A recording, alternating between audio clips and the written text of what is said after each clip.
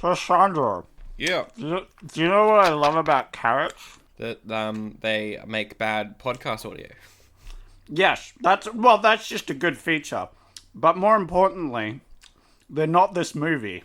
Hello and welcome to Oldie but a Goodie, the show where I ruin the audio because I can. Joining with me today is Sandra, Hello. who is currently mad at me. So, I'm just mad at everything. yeah, mad at It's everything. just one of those days. Yeah, so, fun fact, before this recording even started, Sandro's computer, it, crashed twice, Audacity crashed, he had to restart it, Yeah. Skype crashed, everything just goes wrong. Yep. And then Zach had an intro that involved Oh, not eating a again. delicious carrot. Oh, I want a carrot. It's only been a goodie, we review movies. Rate them an oldie or a goodie, that's the whole premise. This week, we did Murder Rock. The episode's called Murder Rock Dancing Death because turns out that's what the film's known best as. Still, none of those titles really work with the film. Dancing Death does kinda. There's murder, and there's dancing, and there's death. Yeah. There's no rock. Yeah, no. Rock doesn't make any sense, though. I don't know. There's literally never rock in this entire movie. Yep. It's all pop. Yep. And what did you think of said pop, Sandro? Oh, the music? The music? The songs were fine. The mixing was absolutely awful. And it literally hurt my ears to listen to this film after a while. It was so bad. Oh. I liked hearing the same bit over and over and over again. It did make the ending really good, actually, though. Yeah. Because she's going crazy at the sound of the music. And so was I. I felt her pain at that moment. Yeah, what did you think? I think we... Overall thoughts? Yeah. Well, I think I've made mine abundantly clear. It's that this... Jersey Carrot is way better than that movie. That's fair, but carrots are good though, so I don't know. I didn't enjoy it as much as I thought I would, but it wasn't too bad. You could have seen where it was going, but... sorry, this carrot's really good. Yeah, that's my thoughts. What do you think, Sandro? I was inebriated while watching this. So, Oh, that's right. yeah, look, this film is not good, Yeah, yeah, it's rough. but I thought the first 30 minutes were really funny, and then it just kind of got a little bit boring, but the Yeah. dialogue was still incredible. Yeah, I'll agree. Like, the first bit was definitely the best bit, and then it just sort of kept going for an extra hour, Yeah. which is a bit unfortunate. It kind of feels like 3 films mashed into one, and neither of them work.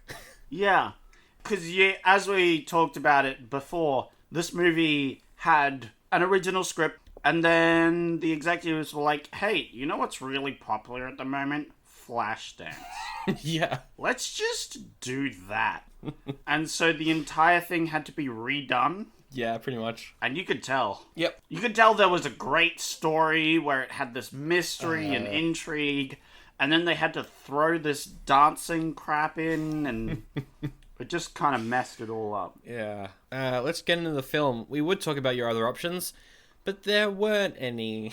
So I could have picked an older film that we had missed, but Yeah. this one sounded interesting, and it was definitely that. It was released April 20th in 1984, but it didn't get a proper release in America until 1990. So, 6 years it took to come to America. That's a long period. Yeah, it's Did it get better over that time? I don't think so. I think it's probably funnier watching it now than it would have been when it came out. Oh yeah, that's for sure. This film is also known as Murder Rock without the hyphen, Murder Rock Dancing Death with a hyphen. Oh my God. The Demon is Loose, which doesn't make any sense. No, not at all.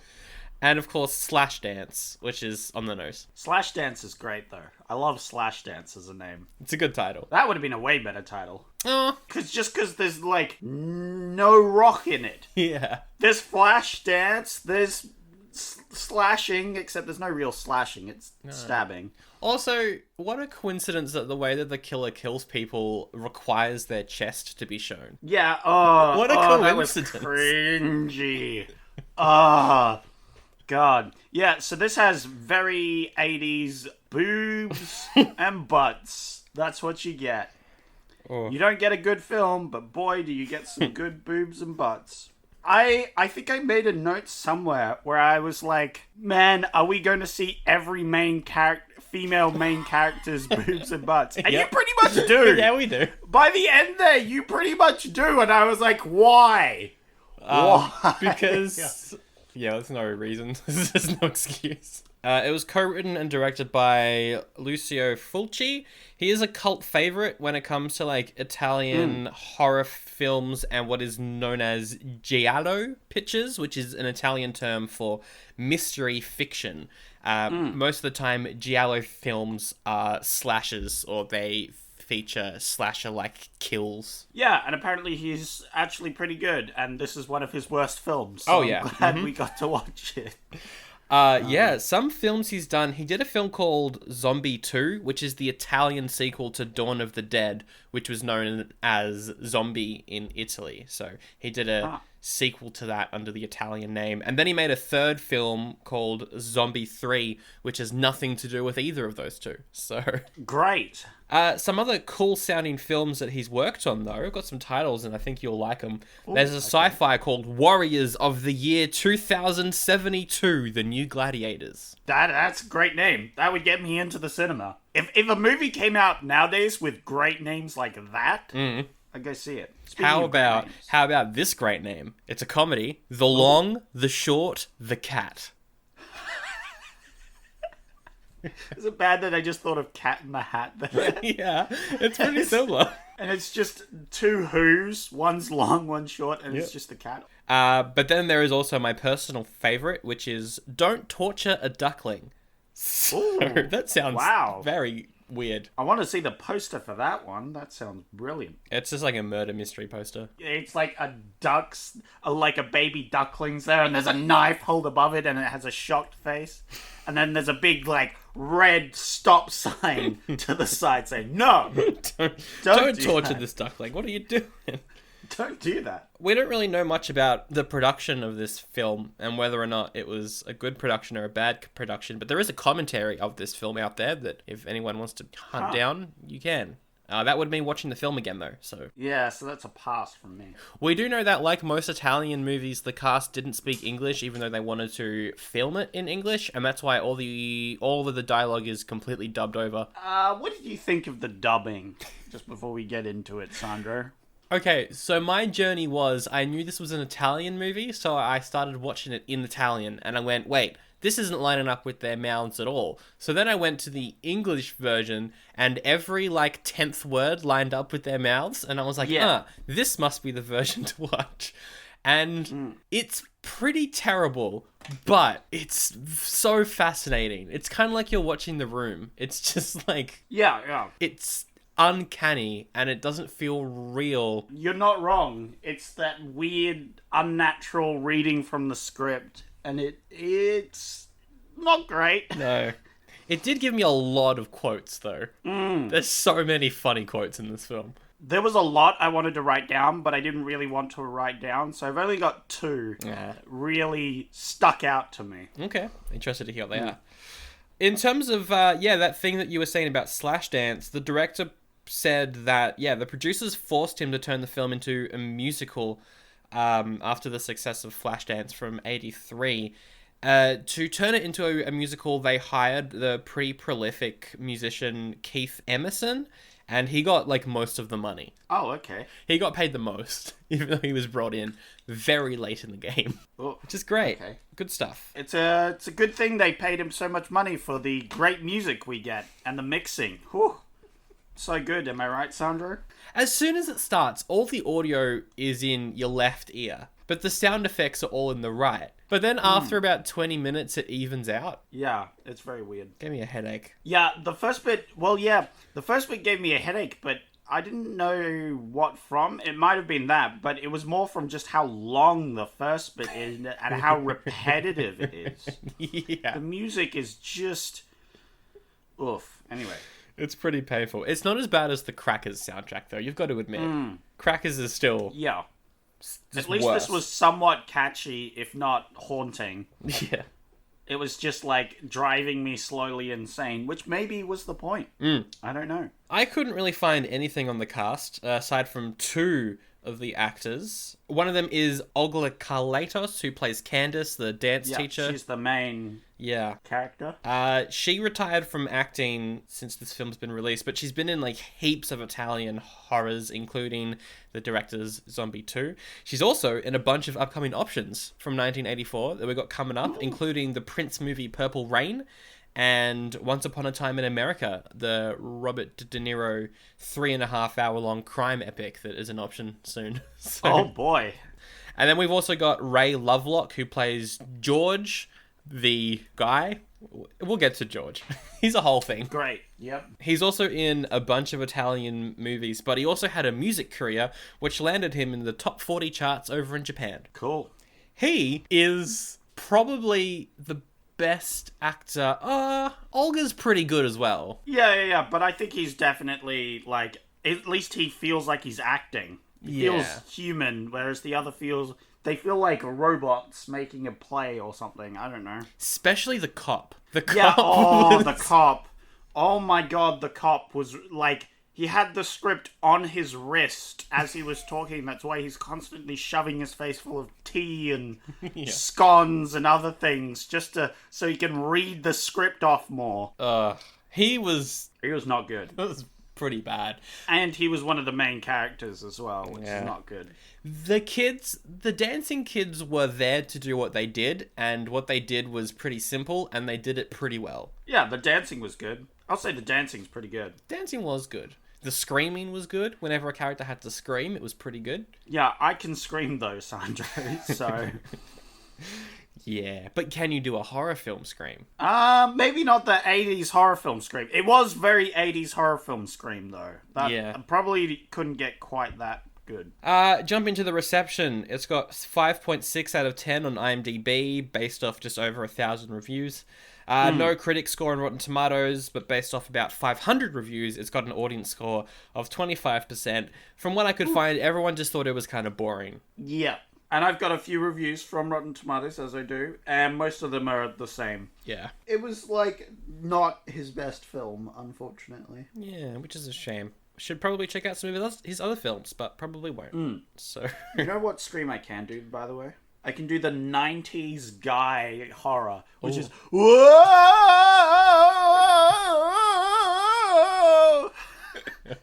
When something's going wrong. That is a good scream. They gotta kill me. First they're gonna kill you, then they're gonna kill me. Whoa! Yeah. The 90s. 90s horror is a thing that we talked about last year. Check it out. Fantastic. It's a lot of fun. I don't know how much this cost. I don't know how much this made. Great. Shall we just jump into it then? Yep. First off, we got a weird sort of rocky font, which I was excited for till the rest of the film happened. Yep. And there was not a single rock thing in it. There's a guitar solo during one song, and that's about it. Yeah, that's true. There is that. I forgot about that, actually. I think that's during the horny dance. I wrote down what WTF is this dance music. Yeah. It was great. I wrote down the opening music isn't rock. That's like my first note. So. Yep. And spoilers, previous Sandro. It won't be for a majority of this film. Nope. Okay, so we jump to a dance class. This lasts for about 4 minutes. We just watch people dance. As you said, the dancing is good, but it's the same song from the 4 minutes opening credits that we just had. I'm pretty sure it's the same song anyway. They sound pretty much the same. Yeah. So we're just listening to the same song twice. Yes. And watching teens dance in a horny way. Oh my god. It's a pretty bad song. Yeah. It's not good. I can't remember the lyrics. I was drunk when I watched this. I can't remember the lyrics. There was something like, you gotta be paranoid or something. Yeah, I tuned out every time it started happening after the first bit. Because of the first bit, I could have listened to the audio. Like, because obviously it's supposed to be like, you know, this repetitive song that keeps happening when people get murdered and other stuff like that. Which is good, I like that. But it's not good, and I didn't pay attention the first time because I was too distracted by the dancing. Yeah. And then every time it happened, I just tuned out massively because I was so done with that song. Anyway, it's poppy and repetitive and it sucks and I hate it. Yeah. Then we've got the great dialogue that starts happening afterwards. And oh boy, it is beautiful. It's incredible. Okay, so they are dancing for some end of year show. It's like their one chance to become super mega famous dancing people, and there's a bunch of judges watching them, and all their faces are shrouded in darkness for no particular reason. Nope. And they're all like, oh, we don't think this is very good. We're gonna give them a chance to work on their dance, and then we'll come back and we'll pick 3. Yeah, so it's the typical thing where they're like, yeah, they dance their asses off, and they're like, yeah, not good enough, keep going, and they're like, go again. And then in the background, they're talking with each other, and they're like, we need to only pick 3 of them. Yep. And then the dance teacher's like, what? 3 of them? Only 3? That means they're probably all gonna, like, kill each other over this opportunity or something. Ha ha! Ha ha, Sandro! Oh. Ha ha! We get a pretty good burn when Candace comes through and is like, hey, yeah, we gotta do this again. One of the students is like, oh, you think it would kill her to just be happy once? And another student responds with, yeah, it probably would. Wow. I missed that burn. Wow. That's amazing. There's so many just high school burns throughout this movie, and they're pretty funny. I wrote down, wow, they need to cut dancers. Didn't see that one coming. Anyway. Immediately cut to the girls' locker room. Yep, and they're banging. It's like, yes, 80s. Let's get in there. I want to talk about many things before we get to this scene in particular. Wow. The locker room in general. What is up with the lights? The lights are strobing. The whole movie, the lights are flashing. I actually felt sick at some point trying to watch this movie because of all the flashing lights. I feel like that might be an artistic choice, but it doesn't entirely fit. It's a weird decision. I didn't mind it for like the cop scenes, and for the murder scenes themselves, I think the flashing lights work. Yeah, like flashing lights during a murder, that adds dramatic effect, but just having them normally beforehand is really annoying. I wish the lights had started flickering and the characters go, wow, why are the lights flickering? Instead of regularly they're walking around and the lights just turn off and on for no reason. For no reason. Also, the voiceover over like the loudspeaker is like, the building is closing. Please exit. But it's super ominous. And it's just... Yeah, it's so weird. Why are they staying so late to the point where it's like 10 minutes and the doors seize shut? Yeah. What? What is this? Fort Knox? Is this a bank? What is this? I don't know. They talk about staying over the night.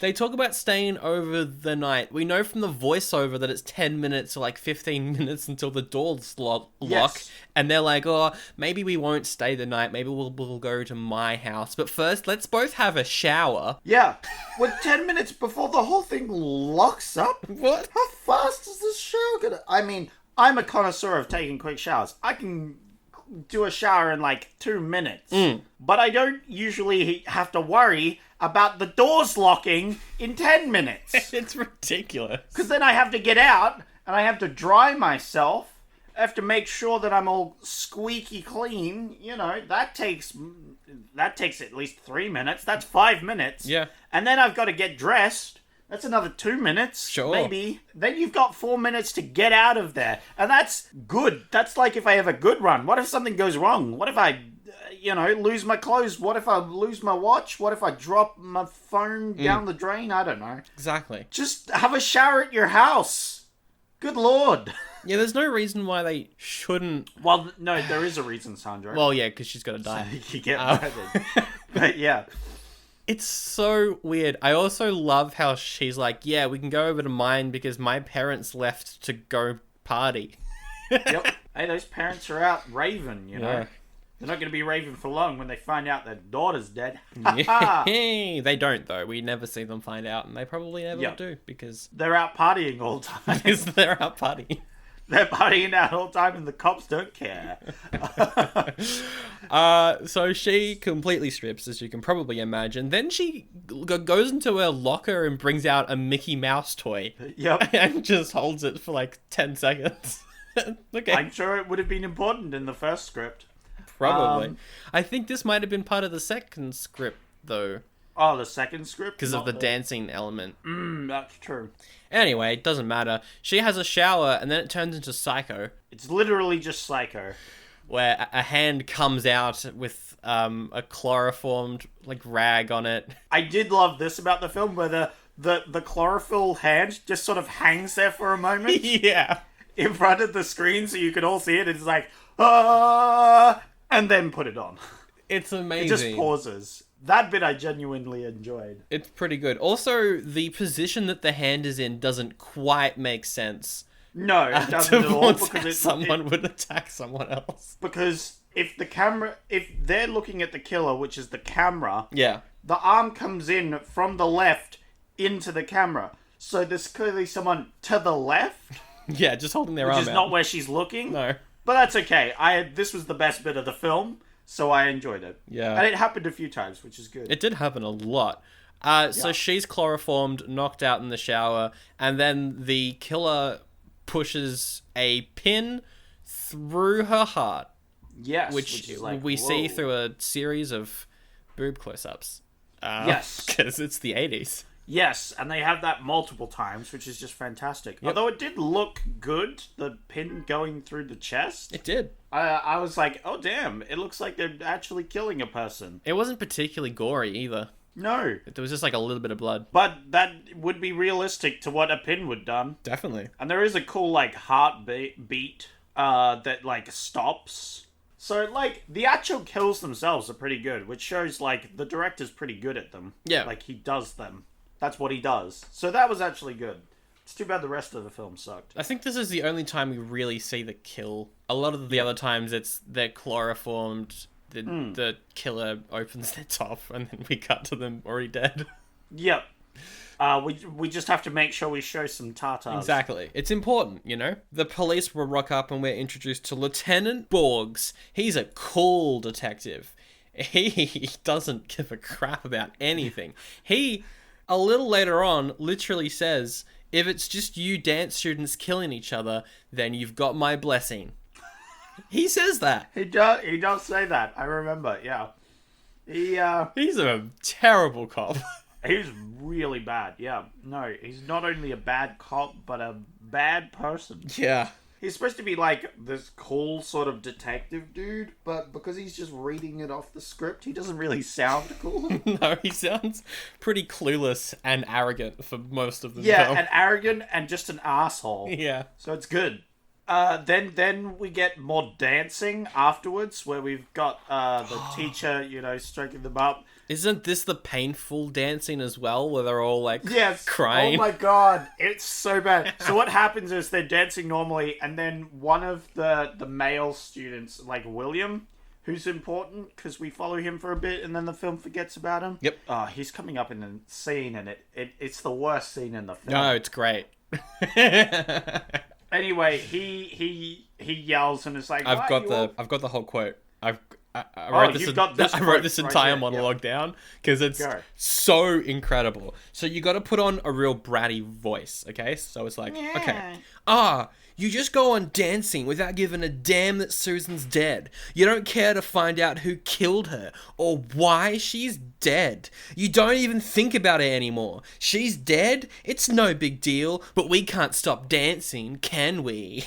Yeah, which I have a lot of problems with. Number one, how are they going to find out the murder? There's literally police doing that. Yep. If they tried to do that, they would get in the way. It's a bad idea, first off. That one. Second off, what is that voice? Yikes. Third off... It's the voice that he uses in the film. Yeah, it's bad. It's awful. Third off, it's like pretty normal, in fact, for dancing to be kind of brutal like that, where you just have to keep going. That's actually a thing that happens. Oh, yeah. We would know. Mm-hmm. We both dancing boys. One of the teachers we had, she talked about how, like, her mother had died, and then she had to go up on stage with big smiles and all that. So, Yeah. you just keep dancing on. Yeah, because Candace's response is like, you don't know what you're talking about. Dancing is all about forgetting that you're human and just moving to the beat. It's not wrong. Yeah. She's not actually wrong, which I appreciated, actually. So then they keep dancing, except this time it's overdubbed with crying noises. Yes, oh my god, and dancing and tears are just pouring down. Like, there's so much tears. Like, there's so much fake tears. They, like, got a cup of water and just poured it on their, like, underneath their eyes. So that it looks like they're pouring with tears as this plays. It's incredible, the scene. Pretty good. Yeah, it's... by good, I mean so bad it's good. So, it's yeah, amazing. Exactly. Let's quickly jump over to the detective, Mr. Borges. Oh, yeah. He has an epiphany where he says the line, "Susan was well liked, yet she was killed." I liked the dialogue between him and the school's director. Mr. Bob, who's sleeping with everyone. Yeah, who's sleeping with all the students. Great. I wrote down some words that I'm not going to read, but it was all in all caps and it was angry. He's a terrible... This whole scene... No, this scene was really bad. It just emphasized how bad he was. Yeah. But I do have a quote from it, which is, he's eating at the time, so this isn't. I'm gonna eat just like he was. I still think it's someone with easy access to the school. That's in the film. It is. That is in the film because he's licking off his fingers because he's eating things. Because it's meant to indicate he doesn't give a crap. But it does it too well. It looks like he's just an inhuman bastard who doesn't care that people are dying. Yeah. He doesn't put him off as cool. It's bad. It's terrible. I'm like, why did they... Like, you can hear him slurp so vividly. You also know that they spent maybe 3 hours in the studio trying to get the perfect slurp. Yeah. Yeah, because you go... There you go. That's my perfect slurp for Pretty you. good. Okay, this next dance sequence is... Oh my god. incredible. So we cut to, I guess, like a gentleman's club. A fancy gentleman's club. One of the students is... doing a real horny dance, and we know that it's a horny dance because she's moaning over... Oh yeah, oh my god, the moaning was so loud. over the music. I was like, whoa. Suddenly, this is just a softcore porno. Jeez Louise. And if you're wondering, yes, there's close-ups on everything. Yes, it's just skimpy leotard clothing and sexy dancing. She then, leaves the gentleman's club after entertaining them. Yeah. So she goes home, but then there's, a light goes out and she's like... and then it's dark and flickering lights. The lights start strobing in her room for no reason. Yep. And then she sees a shadowy figure across the room and she goes...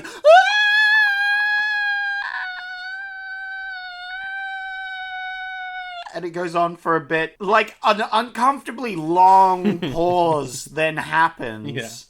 Where he doesn't move. He just sits there and stares. And then he's like, "It's me, Yes. Janice." Yeah. Direct quote. Yep. "It's me, Janice." So it's Willie and Janice's first line of dialogue that she says to him is, "Oh, Willie, you scared the pants off of me." And his response is, "Oh, I'm sorry. It's so stupid of me, but I had the keys from when Susan used to live here with you." I just remembered the scene. The scene came flooding back in a rush. It's awful. I think I actively suppressed the scene. Because the dialogue that happens between them in this next minute or two is probably the worst dialogue we've we've witnessed. I think there's one scene coming up that trumps it, but this is definitely a close contender. But at this point, it was the worst. Sorry, I forgot there was more dialogue in this movie.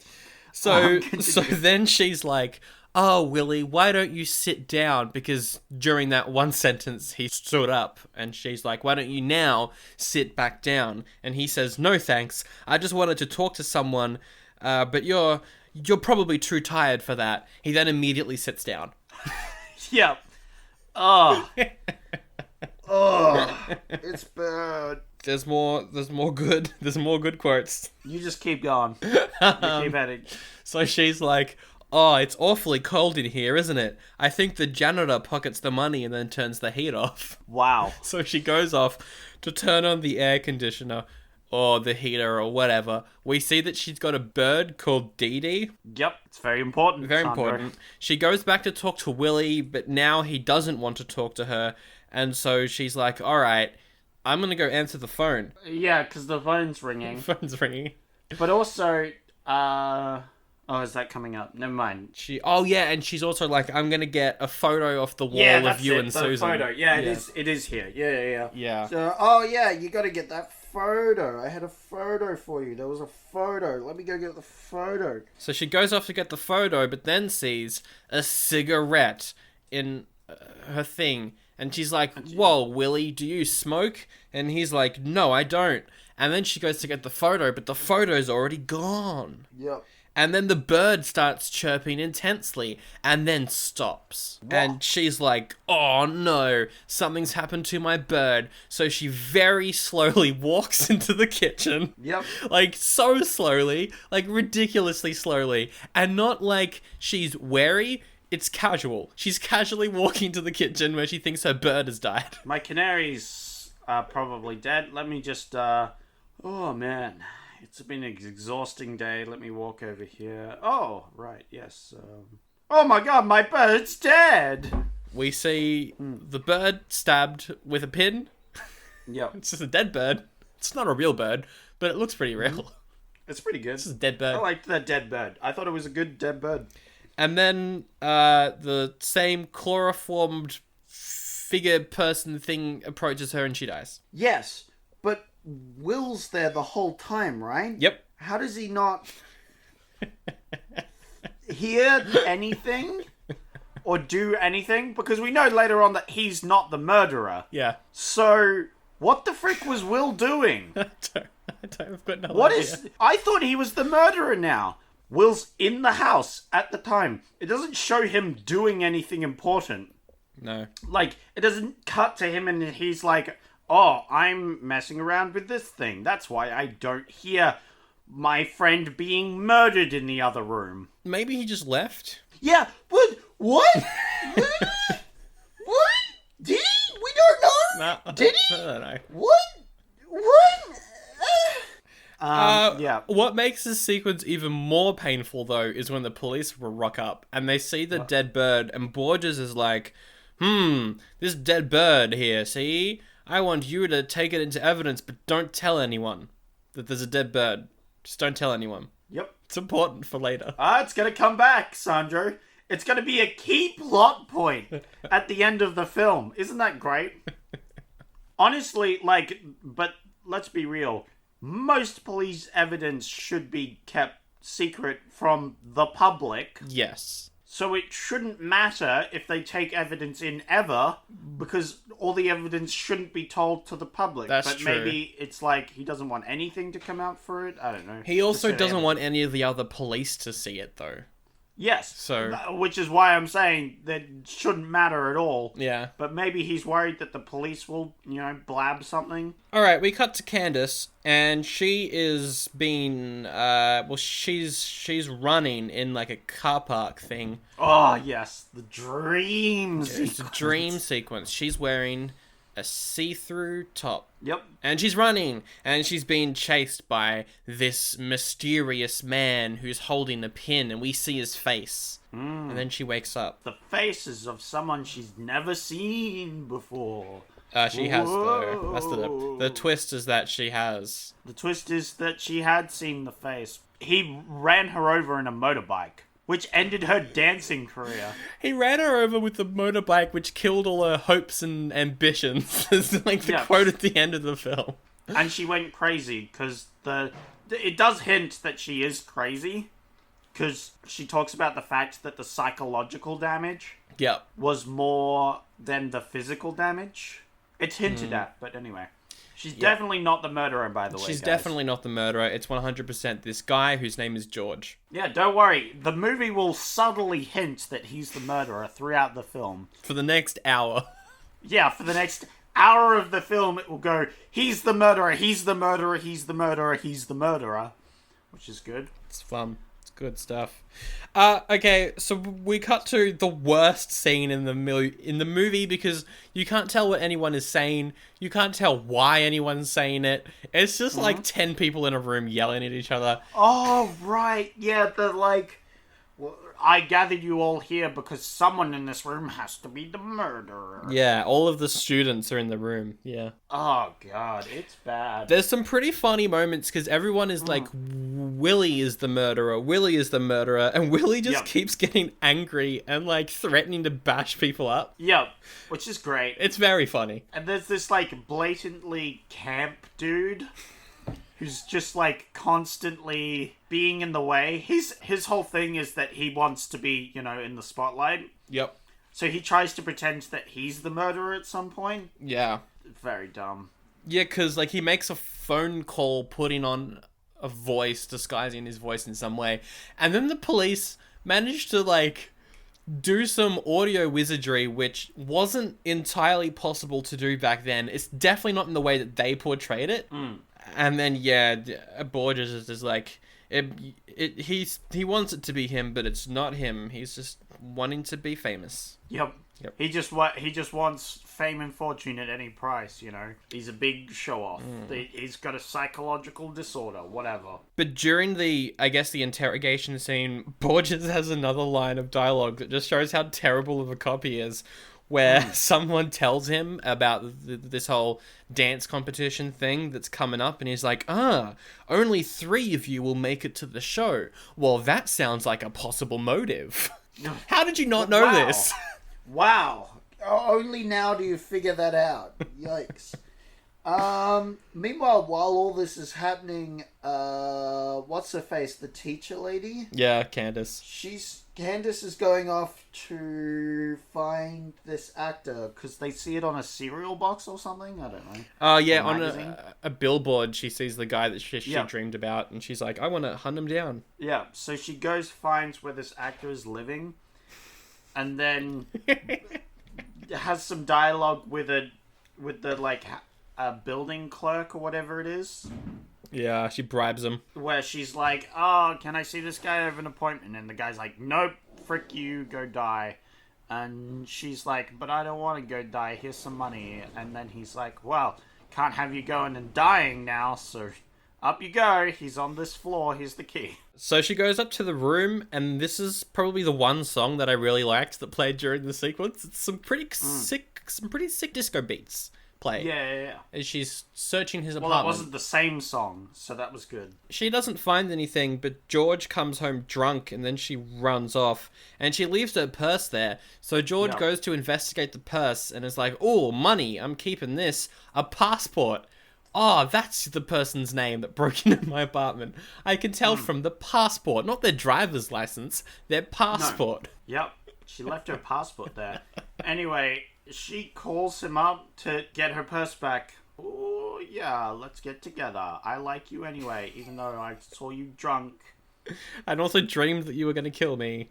Yeah, I'm infatuated with you. Yeah. Although we do know, at the end it makes more sense, actually. Kind of. Because she's crazy and wants to frame him. So they go to a cafe, and this is one of the only scenes that looks really fake, because it's pretty obvious that they're either seated in front of a green screen or they're seated in front of a painting of outdoors, because... Yeah, but that's okay. That's all right. It's 80s effects. Yeah. You gotta taken with a grain of salt. Yeah, it's more like we were going to get it at some point during this film, and it's interesting that it was this scene to have it. Yeah, it is. Yeah, it is a bit weird. Anyway, there's some dialogue. They're talking, and then a fortune teller comes over. Oh, no. And offers to read the kind lady's fortune. And she's like, no, but how about you read my friend's fortune? And the guy, he pulls out the things, and he's like, oh, no, there'll be no job finding for you, only murder. It's rough. Yep, but obviously it's like she's at the table, so he's actually reading her fortune because she's the murderer. So obviously it was one of the two there. Although he's a murderer as well, because he had a relationship with a very young girl and then she died. Yeah, but he was never found guilty of that. Yeah, but it probably still happened. No, I don't think he actually was the murderer. We don't know enough. I think she just happened to die from something, and he was the one to blame, so that the movie could put more big red arrows pointing at him to be the murderer. Maybe we cut to the babysitting scene after this? Yes, it's a babysitting scene where we have one of the dancers who's doing a bit of work as a babysitter. My goodness, the dialogue. Yeah, oh my god.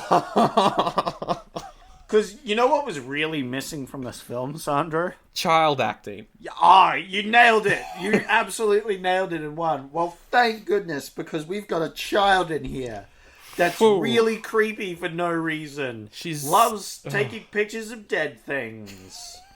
Dead insects, specifically. Let's talk about this, because this is amazing. So, the girl that she's babysitting is like, what's the character's name? Not important, but she's like, the dancer, dance for me. And the dancer's like, I don't want to hurt your feelings. And so the girl responds with, you don't want to dance because you're afraid of hurting my feelings? I know I'm paralyzed. You don't need to tell me. Because she's in a wheelchair. Yes, she would know that she's paralyzed if she's in a wheelchair. That is kind of how that works. Yes. You're not... It's so bad. Because she's like, why won't you dance for me? And she's like, oh, there's no music. And it's like, well, here's some music. Why won't you dance now? And she's like, oh, I don't want to hurt your feelings. And she's like, oh, you don't want to hurt my feelings because I'm paraplegic. Well, I know I'm paraplegic, so just dance, you stupid dumb stupid. And it's like, wow, what a great scene that's happening. And then she won't dance after all? Yeah, she goes downstairs and starts reading. Yeah, and the kid's upset, so nothing came of that scene whatsoever. Nothing at all. Literally nothing. The only thing we know from that is that the girl takes pictures and is paraplegic. Yep. Which only one of those things comes back. Well, it's not super important. So what happens? It's not at all, which is great. Yeah. It's really good. It's very good. We spent a lot of time in this whole sequence and none of it's important. So there's a lot of phone calls, creepy phone calls. You gotta have them. But then one of the phone calls isn't a creepy phone call. And it's like, oh, thank goodness. And then there's someone at the door, and it's the murderer, and it kills her. Yep. But the child takes a picture. Yeah, the child takes a picture. One of the two important aspects of the scene. The other important aspect is it's the only kill in the movie where we don't get a boob close-up. Yeah, not a close-up. You do see a little bit of boob as she's on the floor. But it's not a close-up, and that's progress. And that's... I guess, if that's what you want to call it.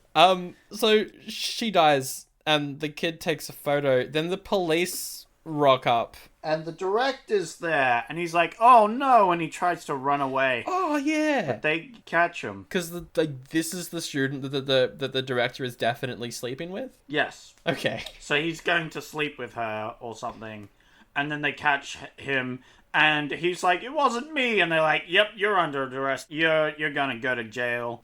There's a scene where he talks to the detective, and he's like, ha ha ha, good act, you idiot. Acting all shocked and... Yeah. Crap at this death. Oh, you're so stupid. And then they find out, oh, this kid's actually taking some pictures. Wow, let's look at the pictures. Oh, hey, it's The murderer, well, it's clearly not the director. The director always wears suits. Yeah, because the person in the picture is wearing like a jacket. And so they're like, the director always wears suits, you're free to go. Yep. Even though we know from the context of this movie, the killer is dressing up like someone else, which is the smart thing to do. You wouldn't go around killing people in your own clothes just in case someone takes a photo. The detective is awful. And then... Awful, Sandro. But in the end, he figures it out. So is he really off? He figures it out by picking up the slide and turning it around. Can you please explain to me how that made him figure out who the killer was? It means it, like, superimposes a bit. So it gets, like, you zoom in. It's the old-fashioned way of enhance. Like computer enhancing, I think.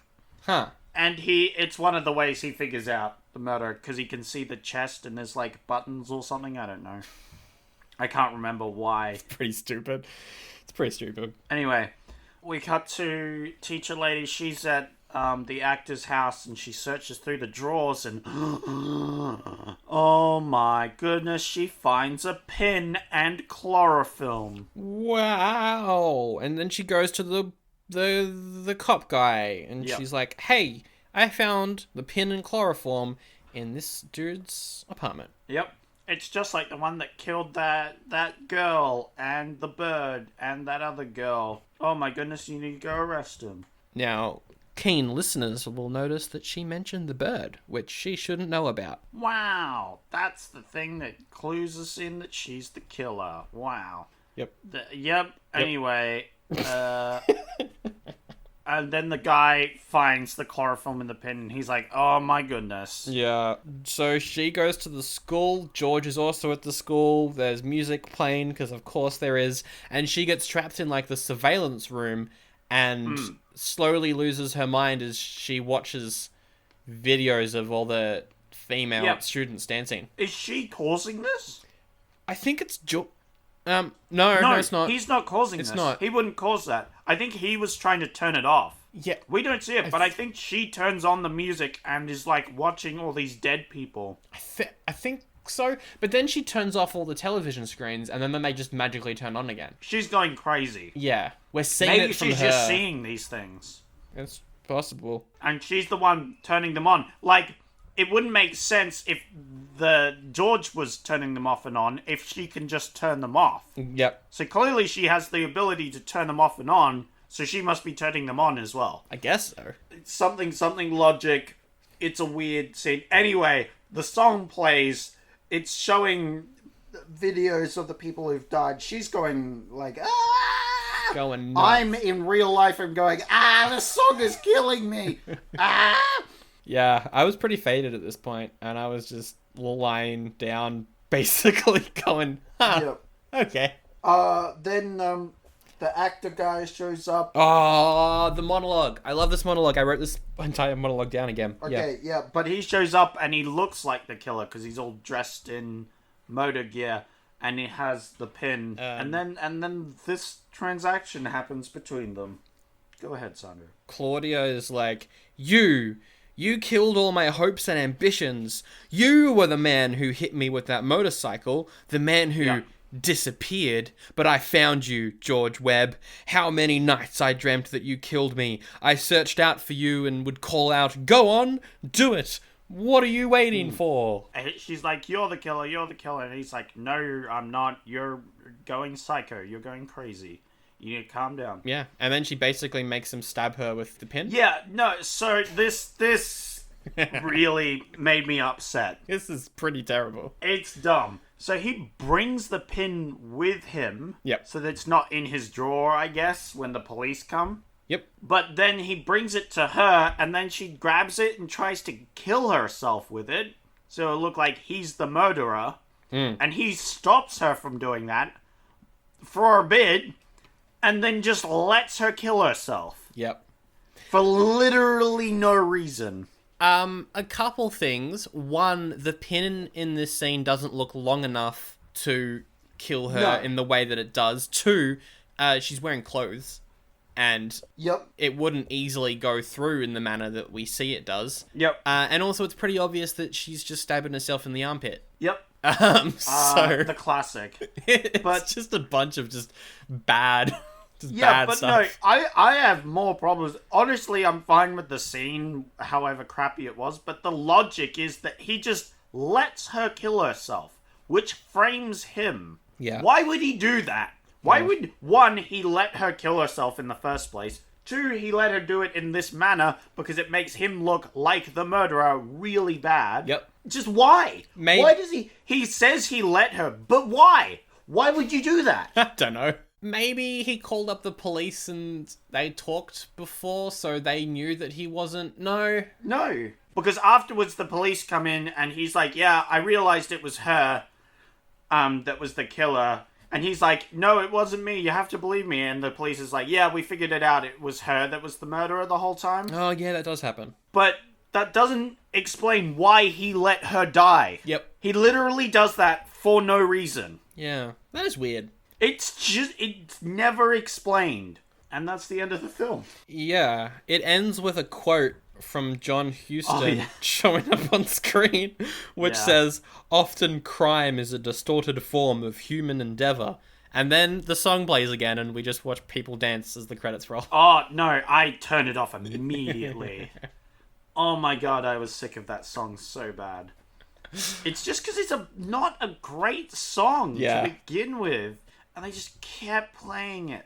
Oh my god, it hurt my head. This movie was great. It gets a goodie from me. I enjoyed every... You know what? That's fair. That's fair. And if you're giving a goodie, well, I guess I'll have to... I kind of do want to give it a goodie. Yeah. But it's like Hot Dog the movie in that there are portions of this movie that I really enjoyed because they were so bad it's good. I would rather watch Hot Dog the movie and give Hot Dog the movie a goodie. You'd rather watch Hot Dog the movie? Because at least I didn't actively feel sick or driven insane. Yeah, that's true. Or, didn't waste an hour. At least, it was, funny bad. Whereas this one, for a lot of the time... there was funny bad. But, unfortunately, this movie is just good enough.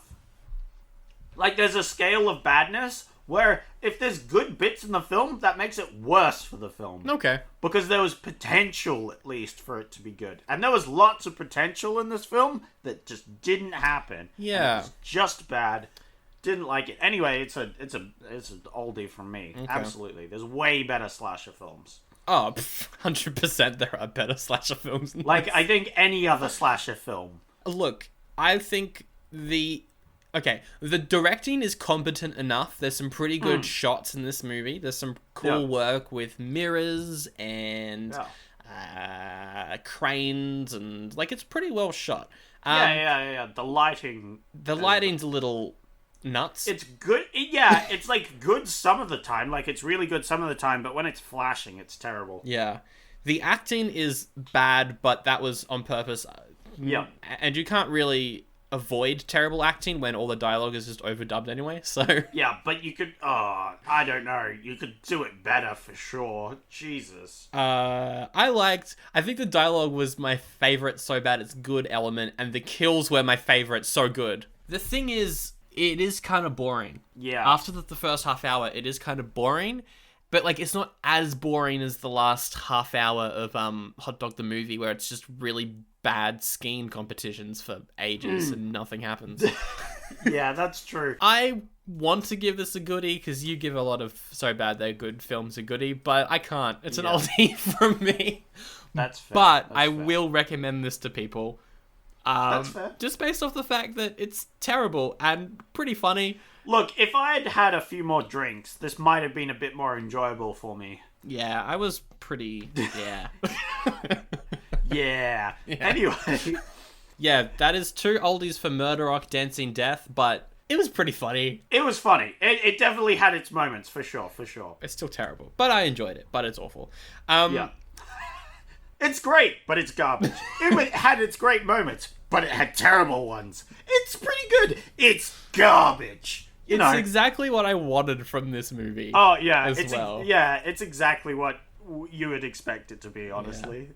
I kind of want to watch more films like this, but then I'm also like... I want to space them out. I like spacing them out a bit. Anyway. I feel like if I watched another film in this genre, maybe even by this director, like next week, it wouldn't be special. So I think, like watching one every 6 months maybe makes it special. Makes it a nice, fun time. Speaking of a fun time. Sequels! It's sequel time. So my one's definitely got to be a prequel. Okay. And it's got to be, like, the like, just following her. And it's another murder mystery where he, like, it's following them and how he accidentally runs into her and, like, speeds off. Mm-hmm. But she knows who it is. She's the murderer of the person he's going out with. Because she, even back then, wanted him to, get framed. It's pretty much the same story, except they never find who the real killer is. And she gets away with it. But then he disappears. And she never gets to find him again, and she's like, damn it. And then she's going out with someone at the time who she admits she's murdering people. Okay. And when they're like, well, maybe you should forget about him and just wait a while. And she follows that. Cool. She like, waits, bides her time. Are there a lot of strobing lights? Yeah, oh, absolutely. And, of course, it starts off with a dancing scene, because she's dancing this time. Yeah, cool. What's it called? It's called Killers with the Stars or something. Oh, God. Like Dancing with the Stars, but Killers with the Stars. Love it. Perfect. Yeah, brilliant. That's it has to be on the nose like that, so there you go. Okay, I wrote down my sequel last night. Oh, boy. I can almost remember writing it down. Yep. So I'm just going to read out what I wrote. Yep, let's do it. Okay. That's the best kind of sequel. It doesn't have a title. We can come up with a title later. Yep. Okay. So it turns out that George was the actual murderer all along. Whoa. He framed her, made her go crazy. He then goes to another dance school and starts killing more people with the long hairpin and chloroform. I like it. Yep. It's then revealed that he has been cursed by witches to kill dancers as a price for staying alive. Hell because yeah. he was accidentally killed as a child by his mother, who was a dancer. Whoa. And that's cool. Some witches, they brought him back to life and were like, for you to stay alive, you've got to kill dancers. It's just like Halloween. Yeah, isn't this just Halloween?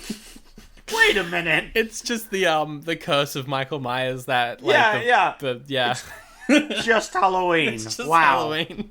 Wow, you just wrote down Halloween. But it's also a little bit like Friday the 13th. Yeah, it's a mix of both. Yeah, it's a mix of both. Honestly, that movie sounds alright.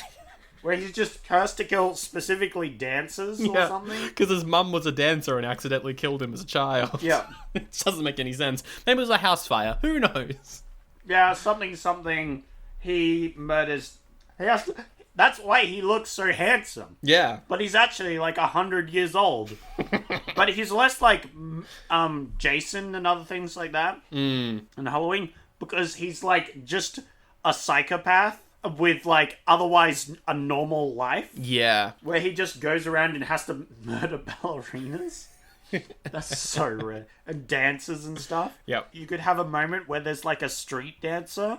Ooh. He watches that, and then the street dancer's like heading home, and he murders them. You'd have him like go around murdering different dancers. And like each sequel is a different style of dance. So the sequel can be ballet, like you said. The third one is hip hop, a little different. Yeah. The one after that, ballroom. It's the classy sequel. Oh yeah, ballroom dancing. And Detective Borges is in all of them, following him around. Because he's the villain. He's the, he's the hero, but, he's the villain because we are seeing everything from George's perspective. Yeah. And he's in all of them. No, but he's also a villain because he never figures it out. Yeah, because he's so incompetent. Yeah, he's really bad. Anyway. Oh, yes, it's time for raving reviews. Ooh, that was a spooky little spooky one. I like it. Yeah. On theme.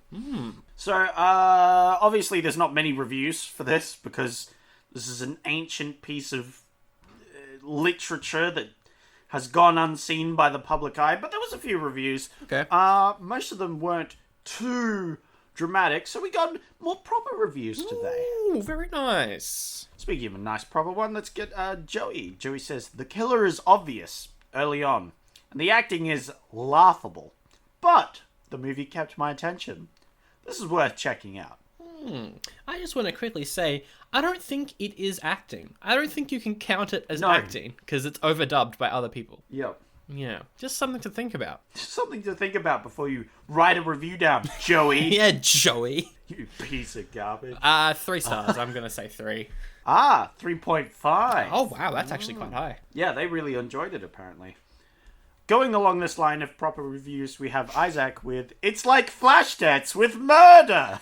Wow, thanks. Yeah. Exclamation mark, exclamation mark, exclamation mark. Well, that gives me absolutely no clues whatsoever. It's like Flashdance. No, it gives you a great clue to the movie. Yeah. That's exactly what it is. I mean, that's what the producers wanted it to be. Yeah. Look.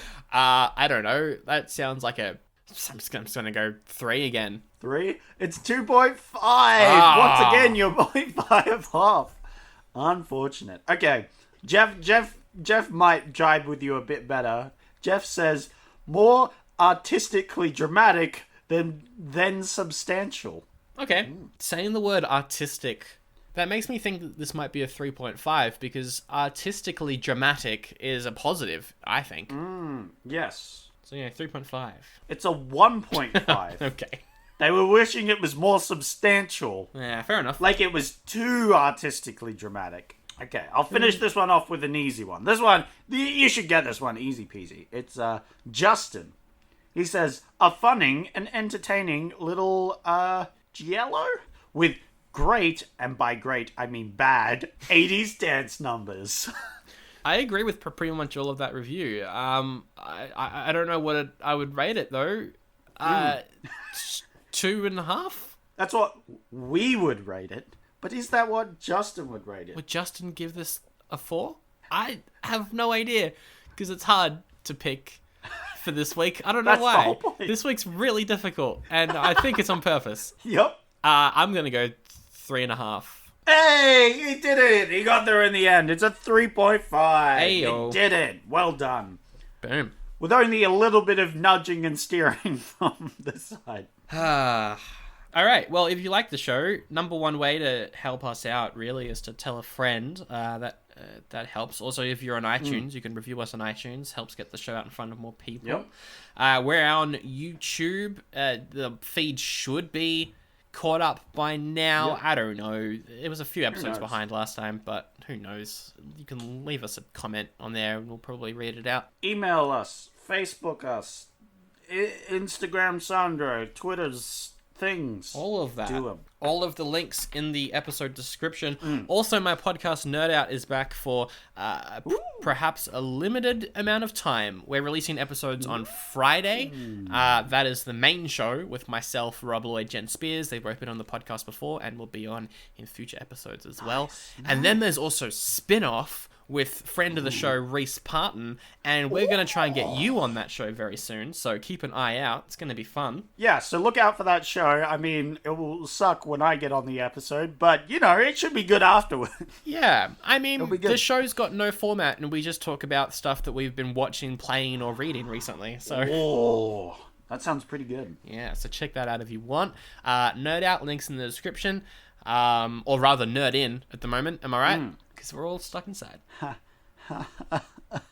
Now, Zach, this was episode 68. Oh no, you know what that means? What does that mean? It means next episode 69. Ooh, just a normal episode number. Just a normal episode number, which means you have like 2 options, Sandro. Okay. You have one which is your actual choice, one choice for next week, which is Love Letters. Wait, only one film came out next week? Yep. Oh, great. Which is Jamie Lee Curtis discovers her mother had an affair with a married man for 15 years. Scandalous. So she starts her own affair with a married man. Ah. It's Jamie Lee Curtis, though, so at least the acting will be good. But I think we really know what the next week's one has to be. We said it during the Footloose episode, and That's what we said. We may as well do it. I mean... Yep. We gotta do Blame It on Rio, because banging your friend's daughter is cool and okay. So that's the one where Michael Caine and his friend take their daughters on vacation? Yeah, so they this is the one where they go off to Vegas or whatever. Probably Rio. And they end up romantically involved with each other's daughters. Oh yeah, they go to Rio. It's called Blame It on Rio. Oh my god. Alright. Because the whole point of the show is that we watch films that came out this week in 84, we should probably watch Love Letters. It's Jamie Lee Curtis, so I'll probably like it. I really like her as an actress. But maybe there'll be a little Blame It on Rio as well. Maybe. Yeah, so I think next week we do a double episode. Sandy wanted to join us for Blame It on Rio, so I guess she'll be on the episode next week. Let's, I guess, wrap it up with our favorite quote from the movie. Yes. Mine will be when Willie interrupts the dance class and is like, "You just go on dancing without giving a damn that Susan's dead. You don't care to find out who killed her or why she's dead. You don't even think about her now. She's dead? It's no big deal, but we can't stop dancing, can we?" And mine definitely has to be when the detective is, like, figuring things out with the director, and he's like, "I still think it's someone with easy access to the school." Wow.